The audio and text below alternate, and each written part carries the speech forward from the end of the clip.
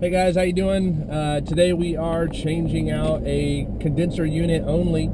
So we have a R22 unit the other day that property management company sent us out on. They had a couple companies come out and tell them they have bad compressor. They wanted a third opinion apparently, so we went out there and found that that compressor was shorted to ground. So they said, okay, well, give us the options here. What can we do? And I said, well, you guys can replace the compressor only on this 14-year-old system that doesn't have any warranties left on it. We changed the compressor out. You're just going to get a 1-year warranty on the compressor and a 1-year labor warranty. But after that, you're on your own. And the other option is obviously replacement. You could replace the system. You could replace the AC and the coil only, so that the outdoor coil or the indoor coil up at the furnace, and you could change the system over to a 410A system, the new refrigerant that's out, that is replacing R22. Or you could replace the whole system, as in the furnace, the AC, and the coil all together. The final option that you can do, we have a local company that offers dry 407c units. 407c operates at very similar pressures to R22. So this is an option. You don't, as long as you don't have any history of leaking refrigerant in the past, then I would say this is a great option to do. It's a little bit less expensive for property management companies, for apartment complexes, anybody who's just looking for probably the cheapest option out. You could just change the outdoor condenser unit, and you'll get a 5-year parts warranty and a 10-year compressor warranty on it. York is one of the local distributors around here, and they offer Guardian units. And these Guardian units are basically air conditioners. They're basically just condensers with a brand new condenser or brand new compressor, brand new fan motor, brand new contactor, capacitor. All wiring is legit in there. Everything in there, the wiring in there is brand new. And you're gonna, like I said, you're gonna get your 5-year parts warranty, 10-year compressor warranty on it. So what we're gonna do today, the option that they took was to just change out the 407, just to change out the condenser unit. So we're gonna go pick up the 407c unit, get it installed, and charge it up with the right amount of 407c, test the system, and everything should be good to go. Now, one of the questions that people have is, well, don't I have to change the coil on the inside? No, not necessarily. We're going to get a 14 SEER condenser unit, and what is likely up in the, what likely is on the other half of that AC system is a 10 SEER evaporator coil up at the furnace. I say up at the furnace, like wherever your furnace is, in the garage, the closet, or the attic, there's an evaporator coil hooked up to it. So that evaporator coil is very likely like a 10 SEER coil, maybe 12 SEER coil. So you got your 14 SEER coil and your 10 SEER coil, and it's kind of a mismatch. But it's not, so far on all of the units that I've put in, the 407c units that I put in, it hasn't been that much of a mismatch where we can't cool effectively. So hasn't even been a problem. So no, unless you've had leaky refrigerant in the past. I say that because if you have a history of leaking, then the leak is either at the evap coil up in the attic, at the outdoor coil, or the line set that runs in between. So if we just replace the outdoor coil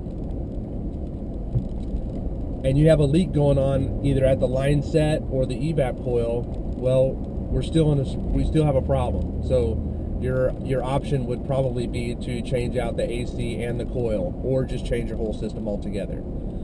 So we're gonna go get the unit and we're gonna go put this baby in, and I just kind of thought I'd bring you guys along.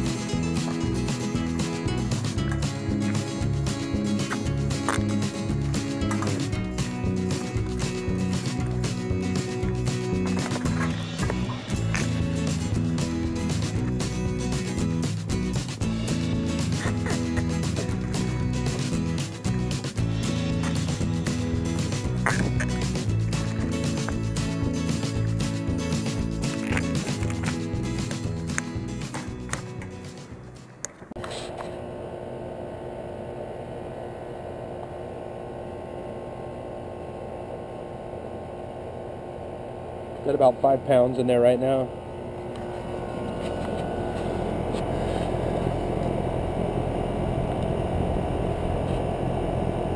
Two-story house, so we got a pretty long line set. Last house that I did, I had to put about 5.8 pounds in, so I'm gonna add a little bit more here. 74-degree day right now, and we're at about 80 degrees on the condenser. Putting off a little heat, but my suction line's not really that cold yet right now either. Okay, it's not a very warm day out. It's about 74, so got about 88, 89 on the high side pressure temperature, and about 45 degrees on the suction, and I'm blowing about 55-degree air on the inside right now, so pretty happy with that.